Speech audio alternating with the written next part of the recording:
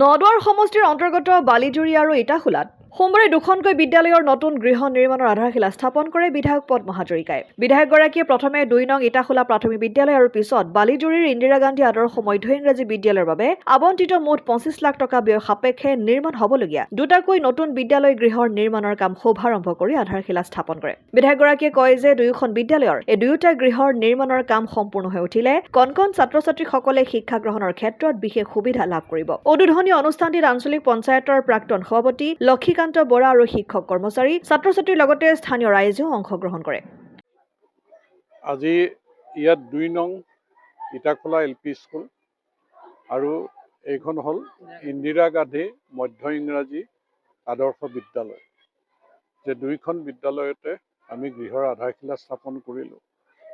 গতিকে ইয়াত 2টা ক্লাছৰুম, তাত এটা ক্লাছৰুম, এডিশ্যনেল ক্লাছৰুম যিটো আমাৰ নিউ এডুকেশ্যন পলিচি মতে যিখিনি আন্তঃগাঁথনি কাম চলি আছে তাৰে পৰিপ্ৰেক্ষিতত আচলতে এইখিনি পাবলৈ আমি সক্ষম হৈছোঁ। যে বৰ্তমান চৰকাৰে প্ৰধানমন্ত্ৰী নৰেন্দ্ৰ মোদী ডাঙৰীয়াৰ কেন্দ্ৰীয় চৰকাৰ আৰু মুখ্যমন্ত্ৰী ডক্টৰ হিমন্ত বিশ্ব শৰ্মা ডাঙৰীয়াৰ ৰাজ্য চৰকাৰ যে আমাৰ শৈক্ষিক পৰিৱেশ উন্নত কৰিবৰ কাৰণে যিবিলাক পদক্ষেপ গ্ৰহণ কৰিছে তাৰে এটা নিদৰ্শন হৈছে এই বিদ্যালয় গৃহ নিৰ্মাণ। গতিকে মই ইয়াত সকলোৰে সহযোগিতা, আনকি প্ৰাক্তন শিক্ষকসকলেও সহযোগিতা আগবঢ়াইছে। গতিকে সুন্দৰ গৃহ হৈ উঠক সোনকালে এই আশা কৰি আৰু মই ছাত্ৰ-ছাত্ৰীসকলক শুভেচ্ছা জনাইছোঁ, তেওঁলোকে যাতে নিজকে সুনাগৰিক হিচাপে প্ৰতিষ্ঠিত হ'ব পাৰে। ইয়াত আছে 10,16,000 আৰু 400 আৰু তাত আছে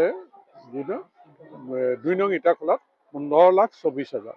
জামুগুৰি হাটৰ পৰা অতুল হাজৰিকা ৰিপৰ্ট, অসম আদিত্য।